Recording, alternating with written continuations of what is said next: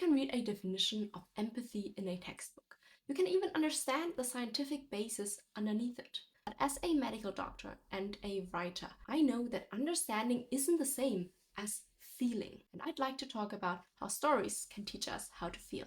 I remember reading As Long as the Lemon Trees Grow, and I remember that feeling of frustration.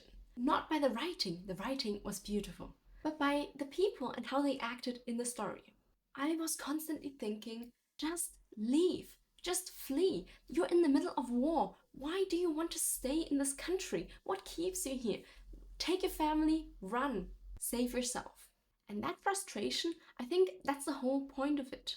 As someone who has grown up in Germany, a country where nationalism is frowned upon, where we have been taught from a very young age that patriotism can be very dangerous. And obviously, this has deep roots in our dark history. It was very hard for me to understand why they wouldn't just take the family and run and save themselves, but rather how they felt this duty to also serve their country. That deep love for their country was very foreign to me. And on a rational level, I think I always knew this. I could read statistics about that in newspapers, in the media, but I didn't really grasp it until I read this book. This story gave me one character, one girl.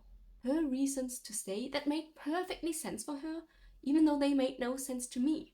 And somewhere in those pages, I think I started to understand. And that's also something that I want to achieve in my own writing. Not to teach you what you should think, but rather to give you the space to discover something for yourself. And whatever you take from it, that's yours, not mine. Journalism tells us what happened, but stories make us live through it.